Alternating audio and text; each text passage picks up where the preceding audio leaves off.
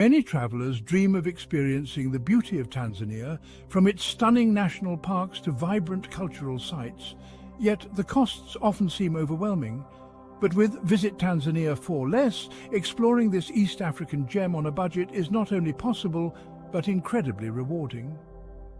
Whether you're a solo backpacker, a volunteer, or just a budget-conscious traveler, we provide valuable insights and resources to make your journey unforgettable without breaking the bank. Book your trip now with just a $300 deposit and flexible monthly payments until your travel date. For more travel inspiration and tips, follow us on Instagram or visit us at visittanzaniaforless.com. Visit Tanzania for Less, your dream adventure within reach.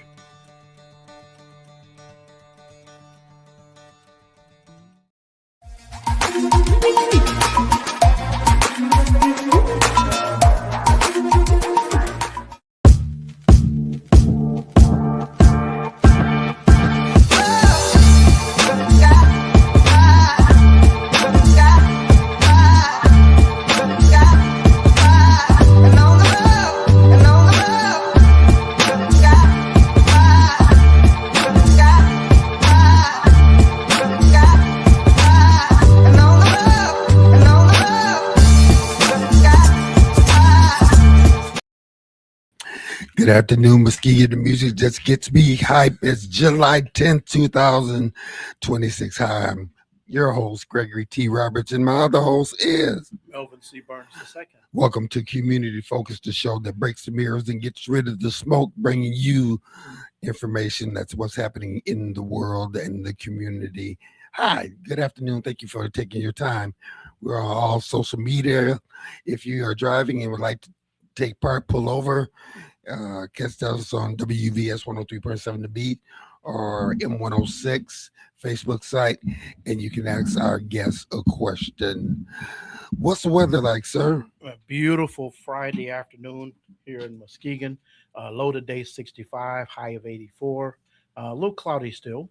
Tomorrow, a sunny day is expected, low 64, high of 86. Sunday, sunny, low 62, high of 85.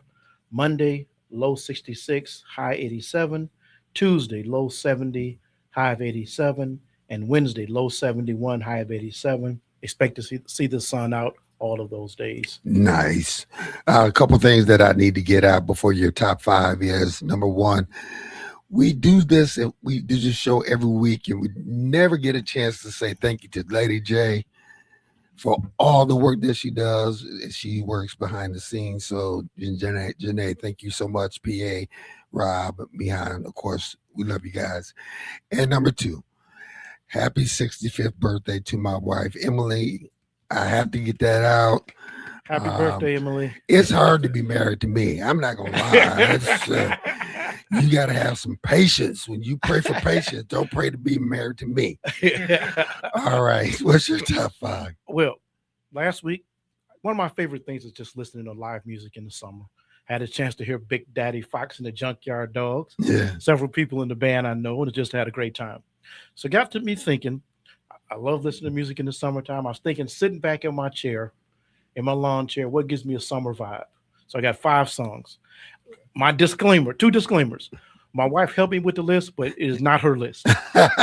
Number 2, Summertime by DJ Jazzy Jeff and Fresh Prince is not on my list. Okay. My list. Wow. I'm 64 years old. Okay. Keep that in mind. Okay. Number 5, I'm going in reverse order. Holding On, Gregory Porter and Kim, big jazz fan, all right? Okay. Number 4, I Wish, Stevie Wonder. Yeah. Number 3, Gotta Give It Up, Marvin Gaye. Long version. The long version. Long version. Okay, so Long old school. version. All right. Number 2, this might surprise some people, but No Diggity. Huh. No doubt. Love Okay. it. Blackstreet with Dr. Dre. My number 1, I'm a qualified in saying anything by Frankie Beverly and Mays gives you that summer vibe, but I'm gonna go number 1, Before I Let Go. That's a good list. We could spend the whole show talking about that one, man. Those are my summertime vibe songs. It might change by tomorrow. We're sitting up and we have a very interesting guy. He's very talented. Introduce our guests, please. We're pleased to welcome to the program for the first time, young man, Ricarlo Williams Winston, who is the Community Program Coordinator for Access Health. We're going to ask you first, welcome to the program. Thank you. It's good to be here. Thank you. Tell people a little bit about yourself, and then we'll talk about Access Health and some things you have going on. Yeah. So I'm Ricarlo Williams Winston, 43. I don't know if y'all needed my age, but I put that out there. I want to put my age out there too, so you put yours out there. I'm from Muskegon Heights. I'm actually a Muskegon Heights resident. Born there, grew up there my whole life. Okay. Graduated from Muskegon Catholic. Okay. And now I've been with Access Health for about 2 years now on the community side of things. Okay. Just get to work with the community and bring different programs and different events to the community. So I love it. Hold up, I want to Muskegon Catholic. I'm between Heights and Big Reds here, so I grew up, but I grew up in the Heights though. Okay, I grew up in the Heights, but I just Now, before we get serious, when he gave his top 5, you did he make a face? Yeah, he made When I the said face. summertime, wasn't on the He list? made the face. Oh man. You talk about what's your song? Summertime is 100% a summer anthem. Like you put that on and it's perfect summer. Now y'all talking about like some slingshot music, when the old cats had a slingshot. You can hear them coming from like 2-3 blocks away. That's Beverly and Mays. Right? I would say almost every list. I checked some other lists, and summertime, and Before I Let Go are almost everybody's top 2 summers. But summertime just don't make it's okay. Just don't make my list. Maybe it's an age thing. It's a generational thing. Generational. Yeah. Okay. All right. Tell people what Access Health is, and then talk about the community. You said you're on the community side. What that means. So Access Health, there's actually 2 sides to Access Health. Our first side is we have a community-based healthcare program designed for small businesses of a 50 or less employees, $0 deductible, $72 a month. Okay. And then on the community side, we have all of our community-based programs. I don't know if you guys know Hillary Ross. She's my manager. Yes. Yep. So she is my manager, and she runs the community-based side. So we have our CHW services. We have a payee services for people that receive financial aid.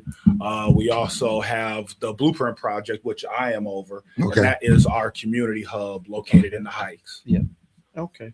Now let's talk about, you guys have a program coming up we want to talk about today. Yes. Let's talk about that program. Yes. Local Government 101, the mystery of the millage. All right. So we just took a look at things that are going on right now. And we believe that understanding the power that your local government has is more important now, more than ever, especially with everything going on at the federal level.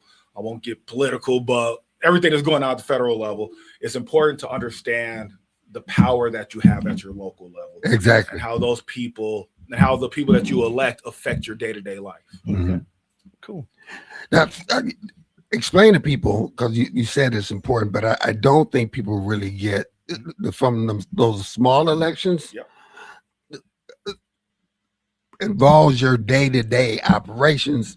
Not only do those small operations, it goes further than that. But if you don't vote, you don't have a dog in the fight at all. And I think that's one of the things that we also want to address is I think the reason that people don't vote as much is because they just don't feel like they know enough. Yeah. They're like, this is just a councilman. Well, how is he affecting my life? How is he doing anything for me? But these are the people that actually affect your day-to-day life, some of the most in some instances. Sure. So just getting that education out to people, I think hopefully our hope is that activates people to get more involved in our local elections. Okay. Now this is taking place when?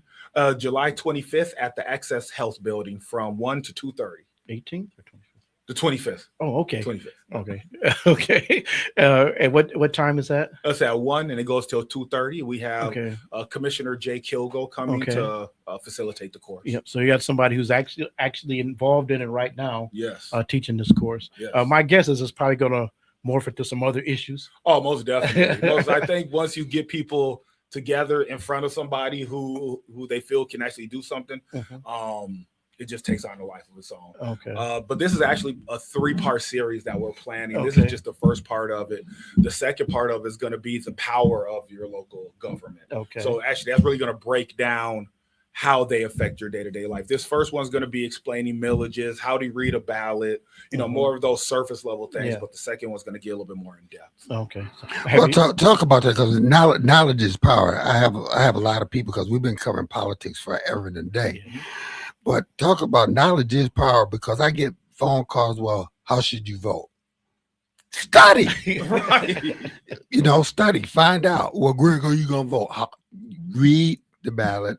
Who do you think? Talk a little bit about that. I think that's part of the time that we live in. People are afraid to ask questions. Right? People are afraid to ask questions because they feel like, oh, well, I don't want to be the one who don't know anything.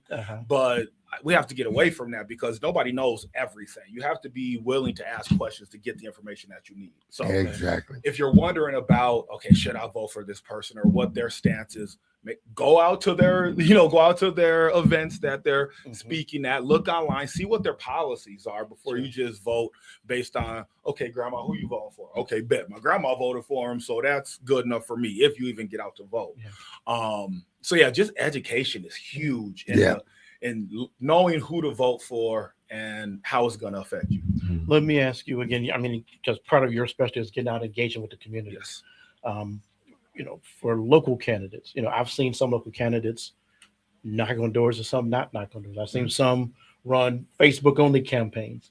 Do you think that's one of the problems, or is there a way that local candidates can kind of improve their engagement with the community? Yeah, I think that kind of is sort of some of the problems that we have here, because there's no secret. Muskegon Heights, we're kind of cliquish at times. Sure, we stay very close to our circles, so we don't like to go outside. We stay in our own echo chambers and just get the same information over and over again. So yeah, it's definitely important for candidates to step outside the box. Yeah, I encourage, if you do like an old school door knocking campaign, I think that will be huge, because people don't do that anymore.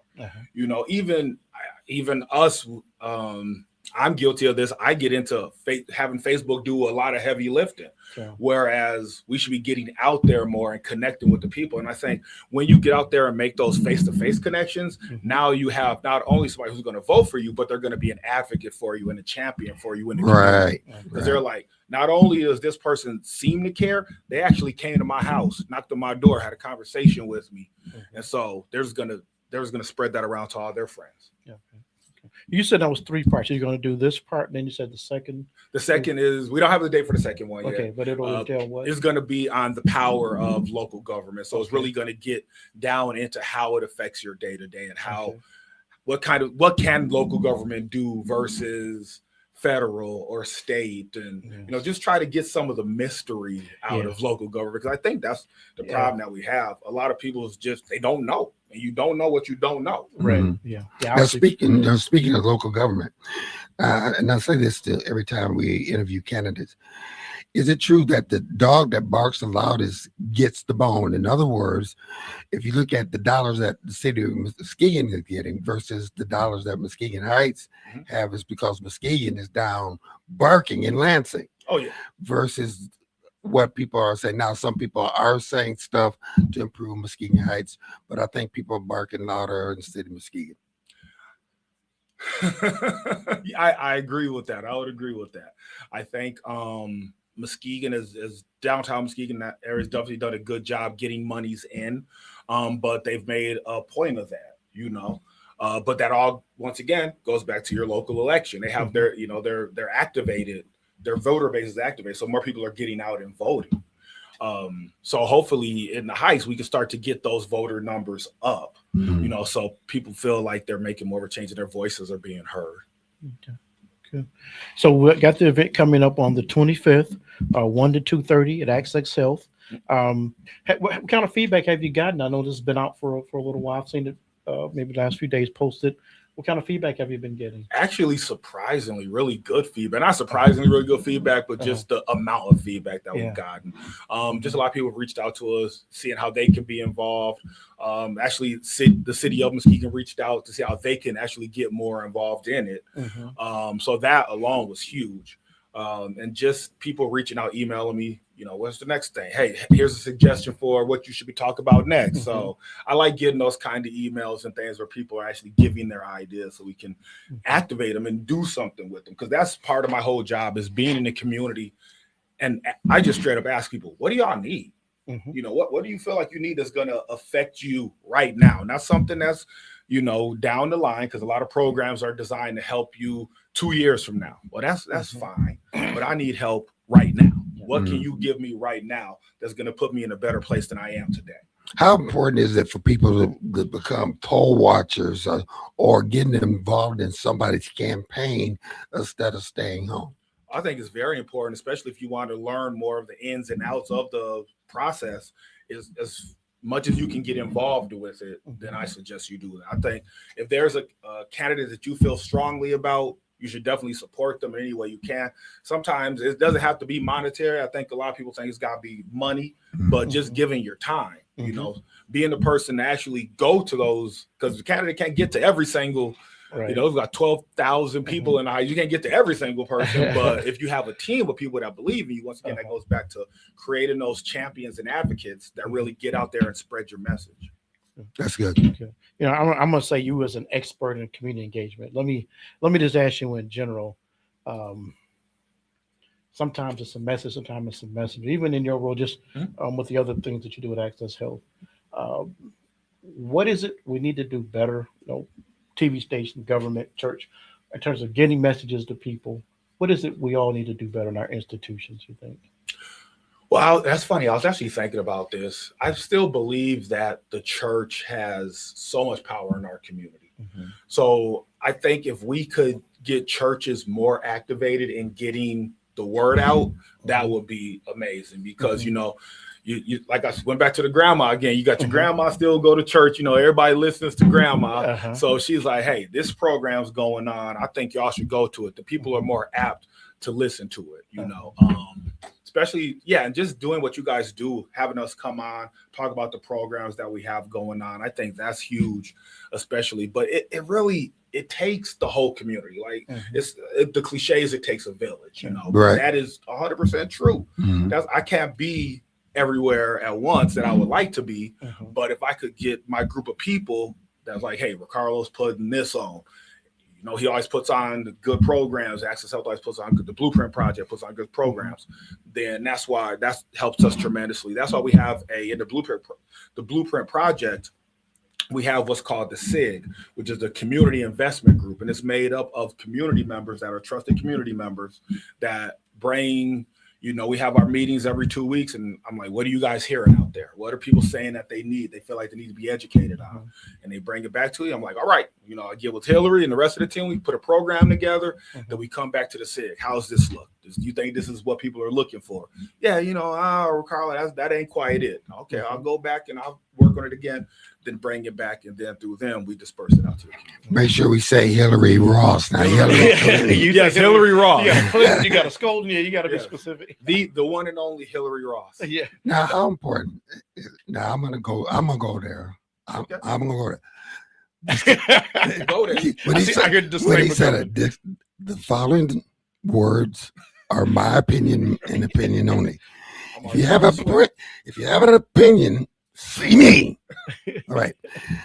How can we get people to understand that it's in this village that is no middle class, it's rich versus poor. Yeah. And if we get together and understand that in society it's rich versus poor, not black versus white, not all these things to separate us. But if we come together to understand what the true issues are, how can we get that? Or do you disagree? No, I 100% agree with you, especially in today's economic climate. Is definitely the haves versus the have-nots, right? And I run into that. We run into that because we're trying to get more into the rural areas, those rural outlying areas. But they're, sometimes they're very closed off communities, just like the inner cities are very closed off communities. But the thing is, they have the same problems. Sure. Poor is poor. Poor is poor. I mean, I like to use very plain language. I don't like to use their people are food insecure. They are hungry. They're not a defit. They're poor, right? And it's the same issues that they run into. Mm-hmm. But until people can realize, oh, we're on the same, they look at us the same. Mm-hmm. They look at us the same. They might think our poor might have a capital O where yours is a lowercase, but it's still the same word. It's still the same thing. Mm-hmm. So that's really something that I think about a lot, is how can we bridge that and get people to understand that it is attack against the disadvantage. Mm-hmm. And the same issues that you run into in the trailer park are the same issues somebody else is going to run into in the projects or something like that. Pass the plate. He's preaching. You better listen to this young man. Yeah, interesting you said, and what better even healthcare where Oh, don't even start. Once you're sick. No matter how much money, it matters what money you got, but 99% of us in the same place. Yeah. We don't have concierge doctors and all of that. We're in the same line. Same spot. At Hackley Emergency, waiting to be seen. Yeah, I mean, it's your food desert, Yeah. In the Muskegon Heights, food desert in the trailer park. Yeah. They don't have access to fresh fruits and things like that. Sure. But yeah, it's the problems are the same, Mm-hmm. but we're just so divided, Mm-hmm. as a people, and it's hard to get everybody on that same page to be like, okay, if we work together, we can actually get some things going. Mm-hmm. They'll have to listen to us if we come together in mass and in numbers. Mm-hmm. Now you mentioned the Blueprint Project. Talk about that a little broader and what that. Yeah. So the Blueprint Project came out of, I gotta go back in time a little bit. Okay. Came out of what's called the Livability Lab, and the Livability Lab is a event that Access Health puts on. It's a 100-day challenge in Muskegon, where we get about 200 people in the room, and we present them with our data books. We collect data throughout the year, and we present them with our data books, and they use those to form action teams. Okay. And those action teams have 100 days to come up with a plan or a program to address whatever issue they came up with. So one of the ones that was found was the need for economic stability in the hikes. So this is before I came on, but the Blueprint got put together, and the whole focus of the Blueprint Project is that economic stability in Muskegon Heights through entrepreneurship and job readiness. But through our work, we start to realize, okay, this is a holistic approach. Everything's connected. Your health's not good, you can't get up and go to work. You don't got transportation, you're sick, and now you're staying at home trying to do home remedies and stuff like that. So the Blueprint Project really has evolved into this holistic, like I call it the Walmart of helping. It's the one-stop shop. We got a little bit of everything. We have CHW services. I'm a CHW myself. We put together financial literacy courses. We do a lot of stuff with HW Farms. So they do urban farming classes. And the best thing I think is the space. Well, we're in between spaces right now. But the space when we're up and going is free to the community. So if you want to do a training or a class or something, or have a meeting for your business, we have that space available. It's good. Ricarlo, other than the prom, what else do you have come up in the near future? We got our local class. We got our local government one-on-one class, and right now a lot of our stuff is focusing on any community event where people are gathering. Access Health to the Blueprint Project is going to be there. So we're going to be at the Place of Refuge, just having a picnic. We're going to be there this weekend. And then I don't have my calendar in front of me, obviously, but there's a lot of stuff that we got going on. Just follow the Blueprint Project on Facebook, and I'll keep you updated on all of our happenings and everything. Now, as OGs, talking to a middle G, AMG. I'm Unc. I think they call me Unc. Okay, all right. How do we convince your age and younger to get out and vote? Seriously. Yeah. I think it's going to be that old school approach, talking to them. You're just going to have to talk to them, meet them where they're at, because we just had a financial literacy course. And the main ages that were there was 55 to 64. That retirement age. And it was all based on improving your credit, financial hacks. And I would have loved to seen that at least 30 to 45 age range more represented. But I think it's really just getting to where people are at and talking to them, you know, letting them know, hey, I know you feel like your voices are being heard, especially the younger people. Yeah. I know you feel like your voices are being heard, but there's ways you can amplify your voice, and voting's one of them. Okay. Yeah.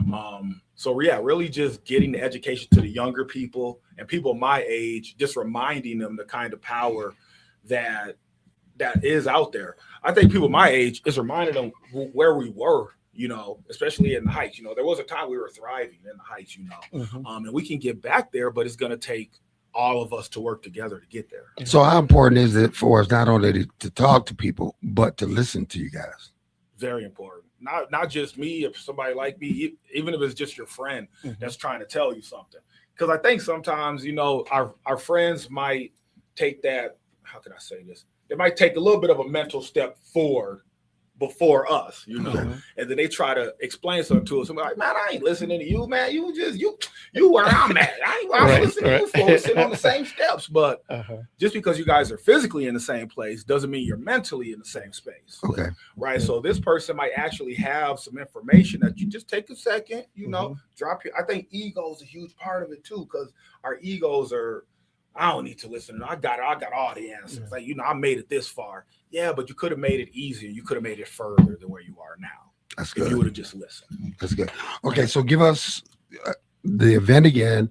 Give us contact information, how we can get a hold of you guys. So the event again is Local Government 101, The Mystery of the Millage. It is July 25th at the Access Health Building. That is 1200 Ransom Street, downtown Muskegon. It goes from 1 to 2:30. I will be there. Commissioner Jay Kilgo will be there facilitating the class.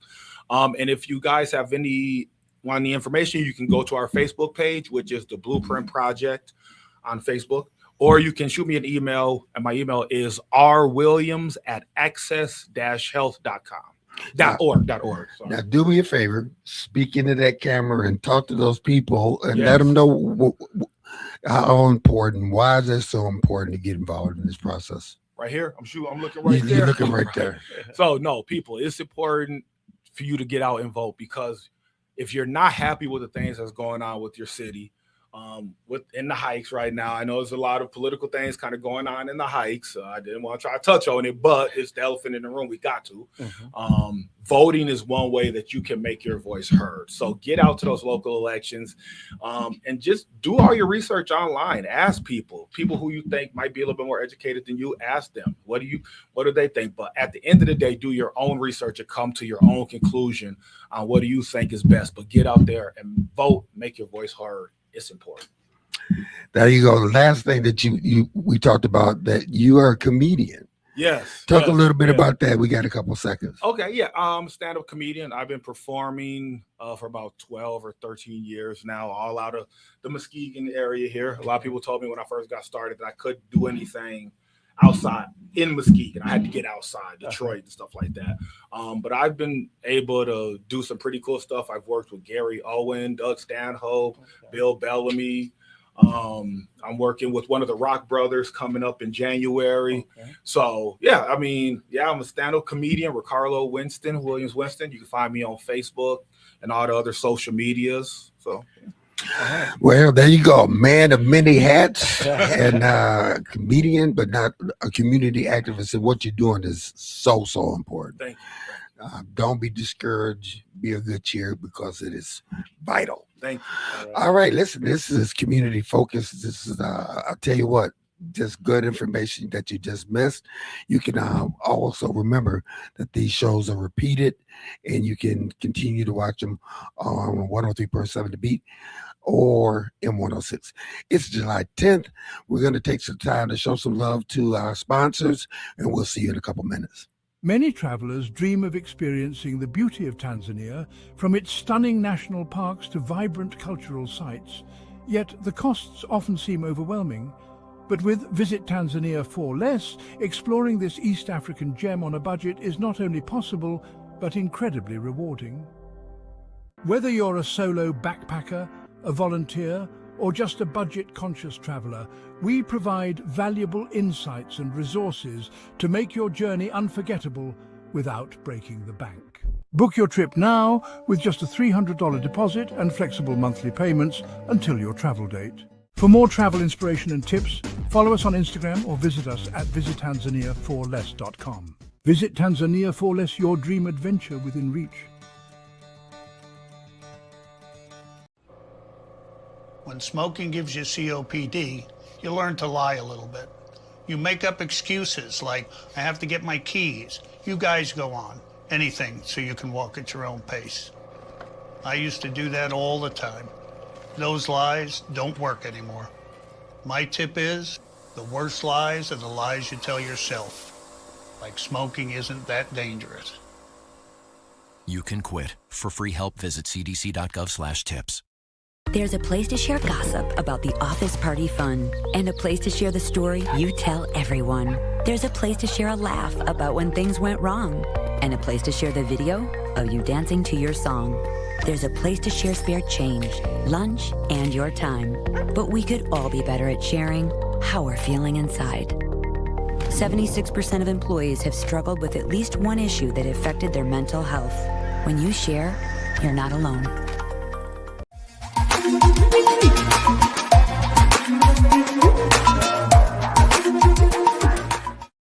Welcome back to Community Focus on this day in July. Who's our guest, sir? Our next guest, you may recognize, she's been here before, Kyleen G., the Executive Director of the Child Abuse Council of Muskegon County.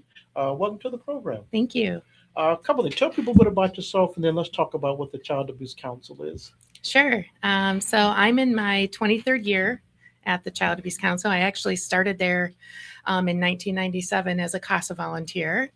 Did that for 5 years, came on as the CASA director, did that for 10 years, and then the last 13 years I've been the executive director there.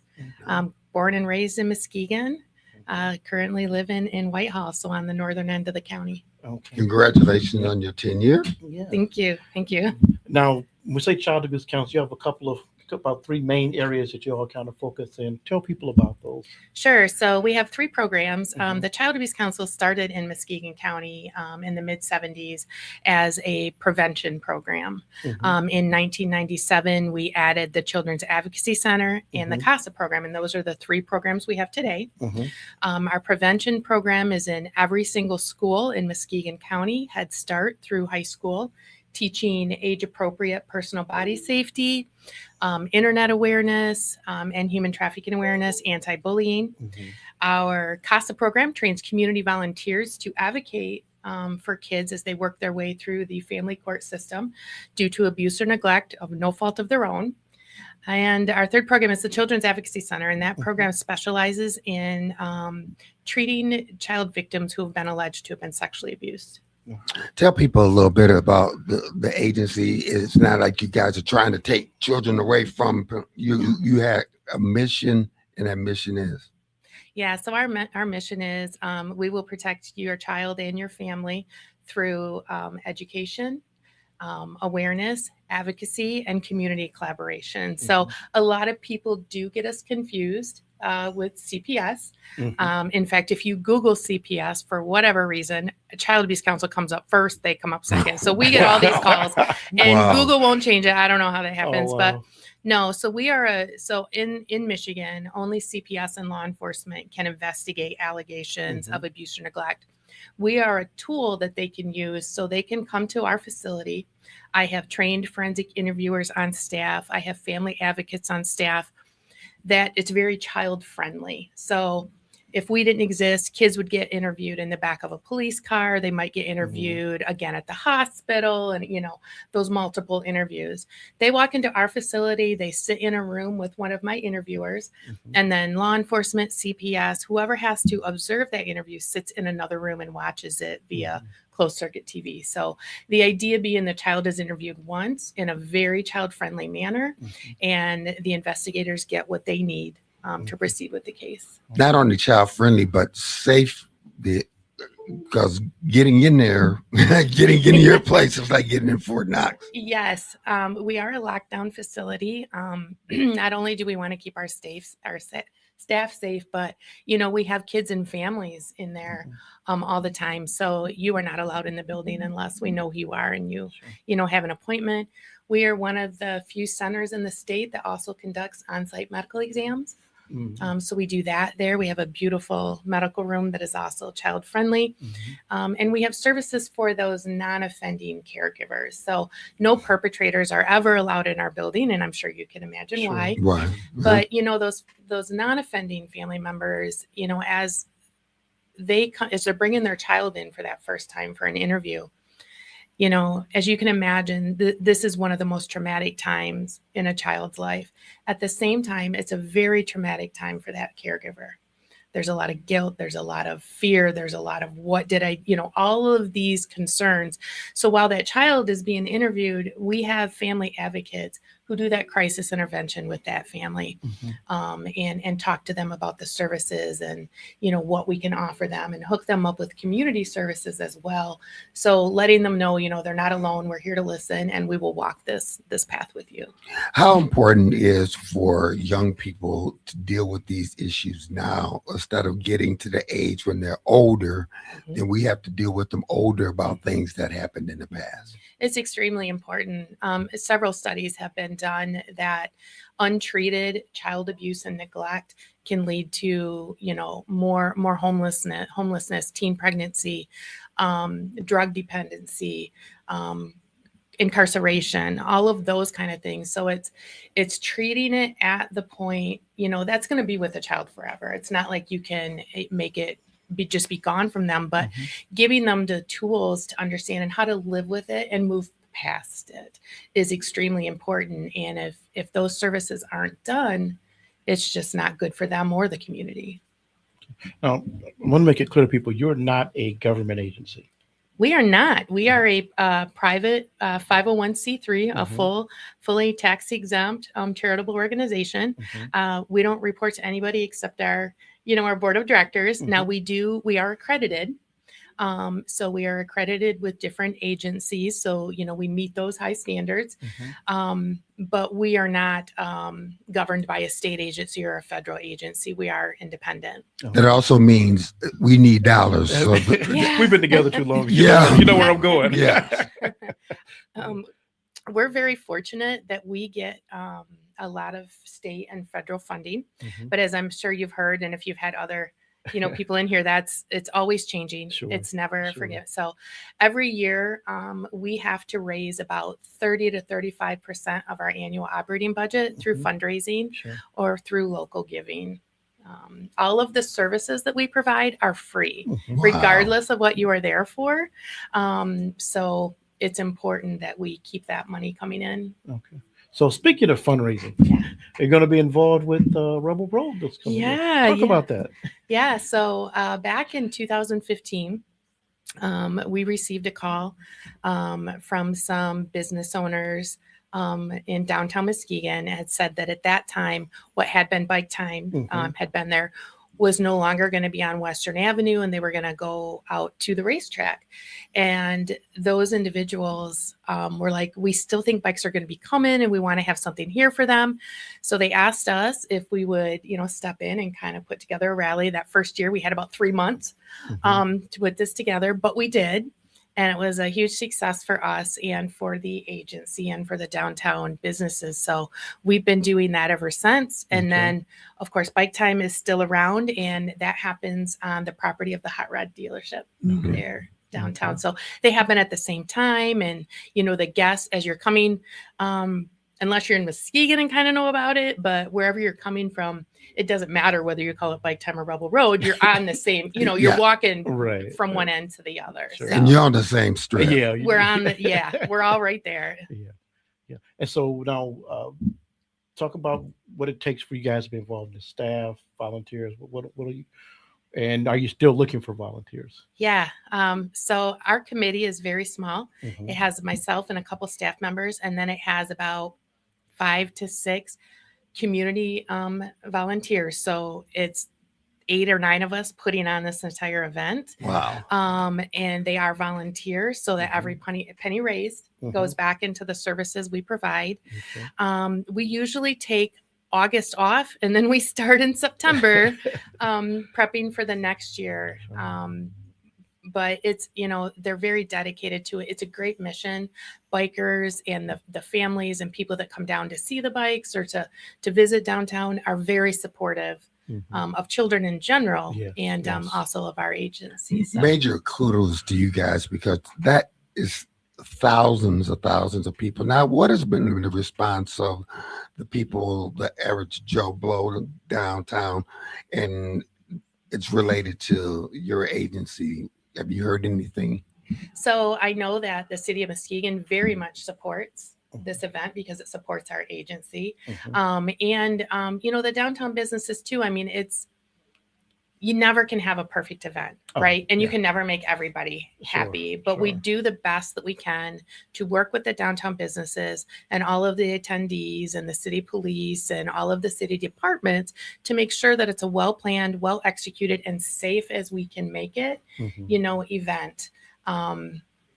A lot of people think that we're just the beneficiary of the event, but it's our money that puts it on, and it's our money that we back and we work it. So it's wonderful to us to see the support that we've been given over these 11 years. And you're saying the biker community, which I'm not a part of, is when you talk about children, big supporters of your efforts there. Huge. And I mean, when you see these, I mean, I don't know if you guys go down there during this time, but you're going to see $50,000, $60,000, $70,000 bikes. Yes. Like these are not just little, motorcycles pulling up. These are, it costs more than my house. And the downtown is beautiful. It's a great area for it. You're right by the lake.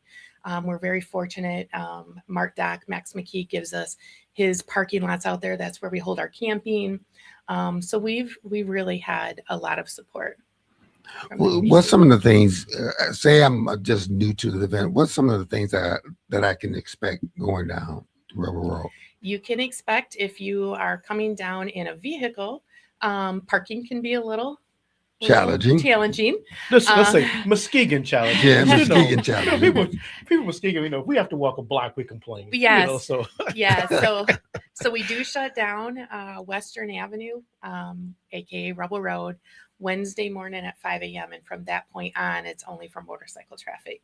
So if you're on a bike, you can come right down in there. If you're not, plan to park a little way and come down there, but you're going to see tons of merchandise vendors, motorcycle accessories, leather, other items.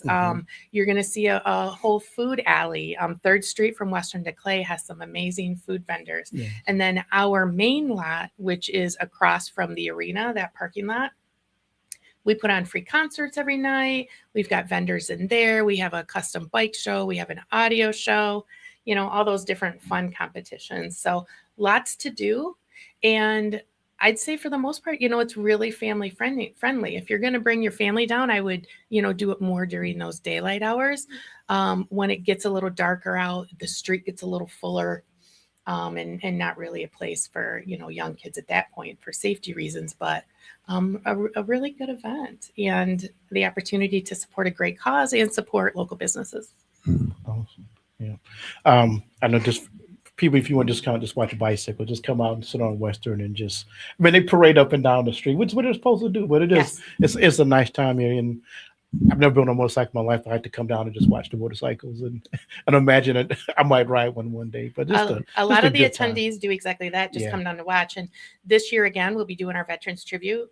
We salute our veterans. My dad, uncle, grandpa, all were veterans. Thank you. Yes. And so we hold that on Wednesday. It's from 5 to 5:30. Veteran motorcycle groups are escorted down Western Avenue. We have a flyover. They do a Purple Heart. We have a local group called Rolling Thunder, and they provide a lot for veterans who are in need. And every year they do like a Purple Heart ceremony. And so they're going to do another one this year. So just a really good time. And it's an opportunity to salute our veterans. Yeah.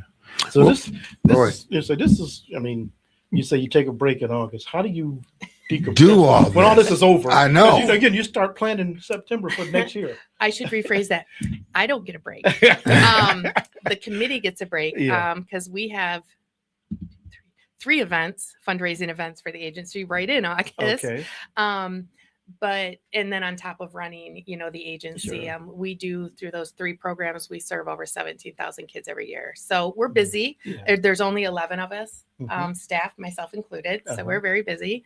But we do get to take at least a little bit of a break from Rebel Road, which is the biggest one and the most work heavy, I guess, would be for us. But we have a Mono Lake boat poker run in August. Okay. We have our golf outing in August. And then not many people know this, but there's two things that we do every year just for the kids that come into our agency. And one of them is we take busloads of kiddos to the zoo in August. We take them to Binder Park Zoo. Okay. A lot of these kids have never been on a charter bus, Mhm. let alone to a zoo. Sure. And when they get back, they get a brand new backpack picked out specifically for them, filled with backpack supplies. So we'll be picking that up right after Rebel Road. And then during the holiday season, we provide a gift and a blanket and a stuffed animal for every child and any other sibling in that household that has come through our agency. So we're busy most of the time. With the need so great, what drives you to continue to stay active in this business? That's a good question. It's a hard business. And before I came here, I was in the for-profit corporate world.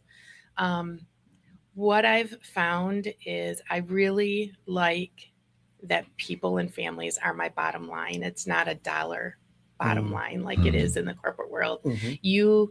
Are there tough days? Absolutely. Absolutely. You're never prepared for all of those.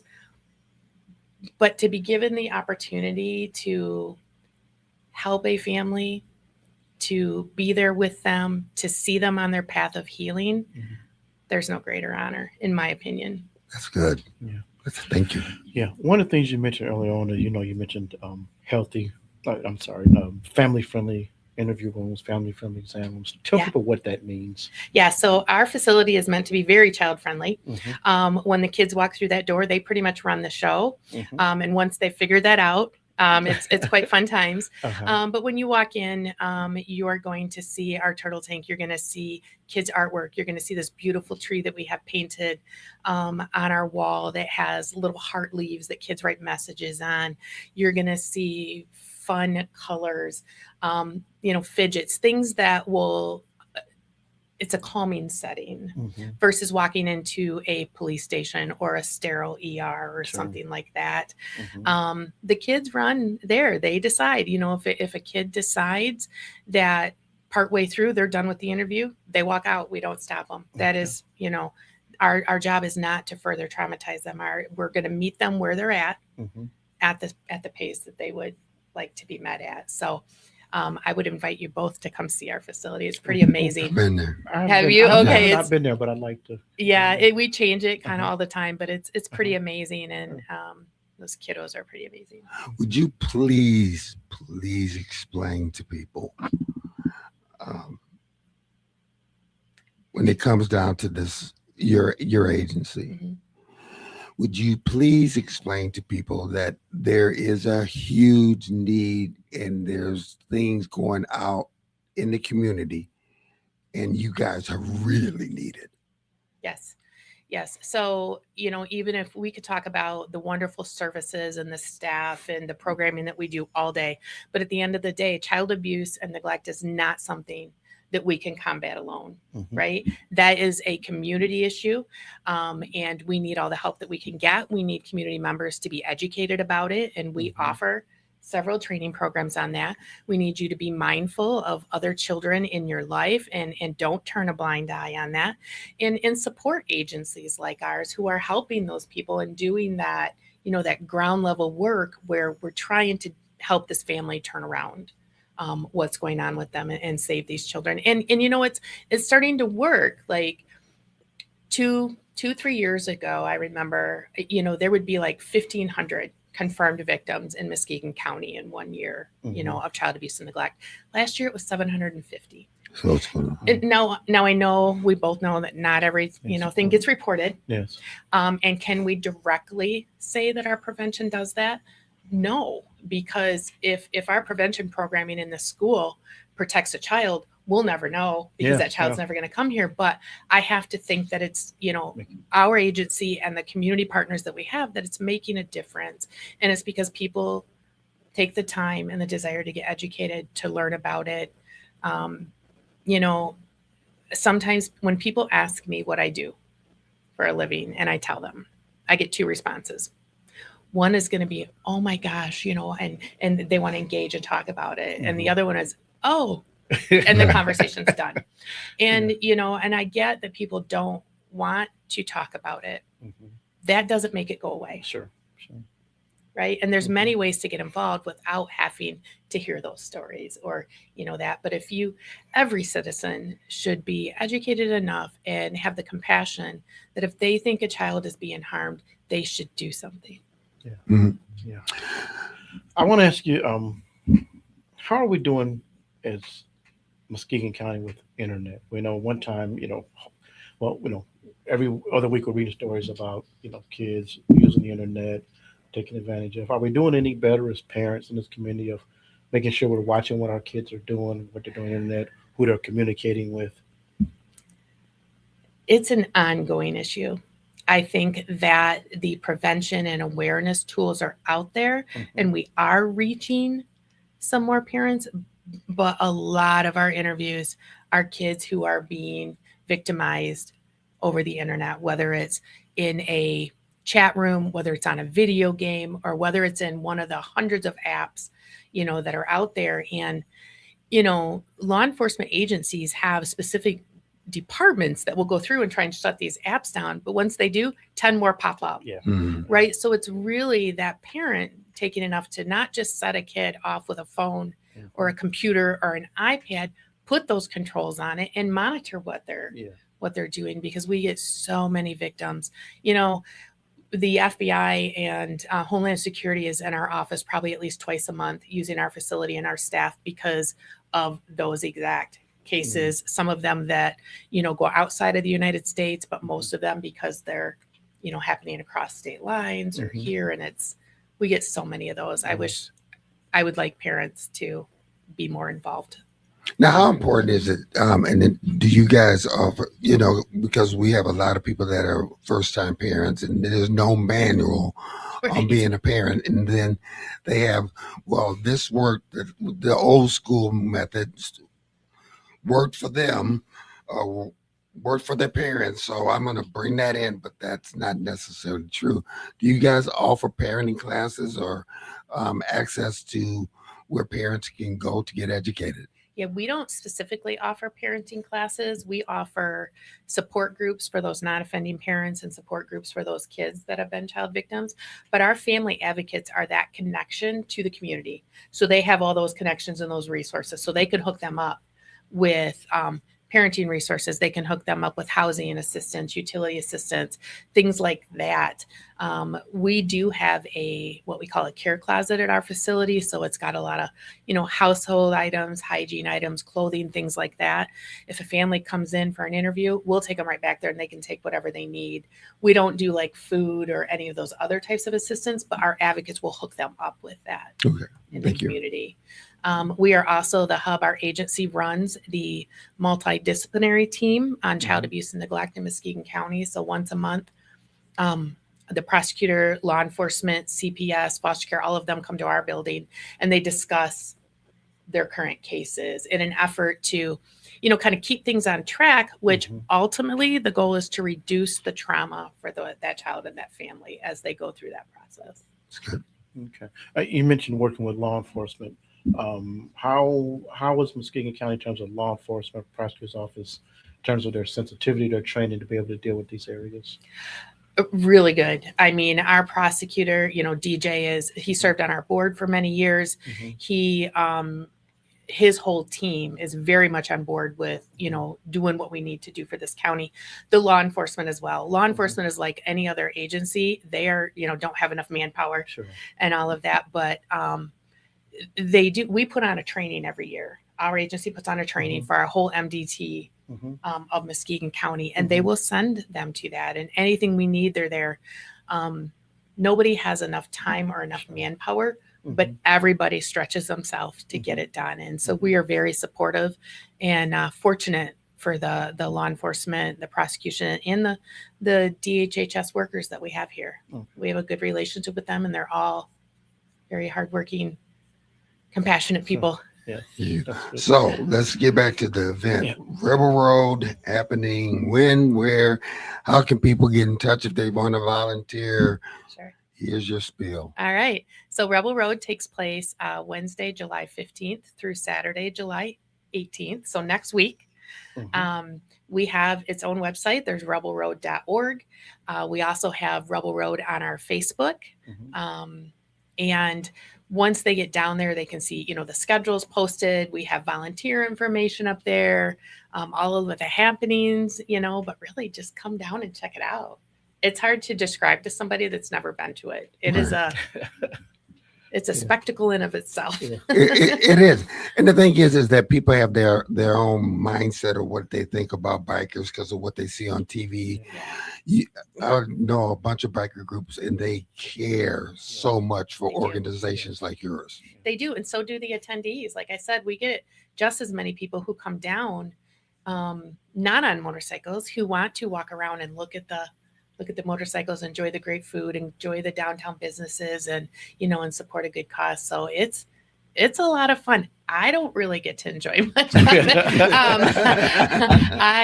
I have a few hours, I'm going to try and catch a quick nap, a 3-hour nap during the night. But no, it's a lot of work, but it's worth it for the kids that it serves. Thank you so much for coming in. One of probably some of the most important guests we have. So you and the folks, the work you all are doing there. Thank really you. Appreciate it. Yeah, thanks for giving me the opportunity. I love coming in here. If you give some advice to someone that sees a child that has bruises or something like that, what should they do? So all you need to do, the law is like, if you have a reasonable suspicion that a child is being harmed or is in harm's way, then you call CPS. It is not your job to investigate it. It is not your job to prove whether it's right or wrong. And in the state of Michigan, by law, your identity will be held confidential. So there is no reason not to call. And, sometimes people say, well, I don't want to upset that adult. Okay. Think about if you were that child. They can't do anything. And if you as a full-grown adult don't feel like you can step out there and do something to help them, then we've got a problem. Or you can call Silent Observer, or there's so many things that you can do. Yes. Thank you so much. You can hang with us for a couple minutes. Okay. I just want to really thank you for the job that you do. For some of us that grew up in domestic violence and stuff like that and was able to grow out of that, you guys are so important. Thank you. I appreciate that. All right, Rebel Road is coming up. I guarantee you will have a ball. And like she said, some of these bikes cost more than all three of our homes. And you really want to see them. And that mindset that you might have, what you think about bikers, go down and you will see some of the most friendly people that care about this community. Anything you want to add, Mel? No, go have a good time and enjoy yourselves, and you can help a really good cause. Actually, this would be great for you because you like to watch music, and there is music that's done by every other block. Yes. All right, listen, this is at the end of the show, and we've got a second, and I really want to take the opportunity. We said go out and reach someone. This is especially important. We say if you have a child and there's a child next to them and they can't afford to be in that paid for play sport, you never know who you're helping. Help that individual and help that child. If you are a parent and you suffered from domestic violence or you suffer from child trauma, do not hold that information in. get help, because what that we end up seeing is that ends up affecting your whole life. Yes. So take that opportunity to do that. Lastly, I have to say it again. If I don't say it again, happy birthday to my wife, Emily. Again, I am busy, gone half the time, and she is just, she has my back, and she's had my back for 30 years, going on 31 in August. And I want to say happy, and it's a big one, 65th birthday. Yeah, I'm gonna put your age out there. I was wondering if you were really going to do yeah, that. most people say you want to do that. No, because she is aged well, and I'll take this opportunity to say I love you and happy birthday. That's it. Community Focus. We'll see you next week. Take care. God bless. First, they said cigarettes were safe. We know how that turned out. Now, they say they didn't market e-cigarettes to teens. Fact, more than 1 in 4 high school students are vaping, and 80% say their first e-cigarette was flavored. Vaping is harmful to developing brains. The reason we think vaping is safe? Marketing. Same lies, different day. Tell Big Vape to quit lying.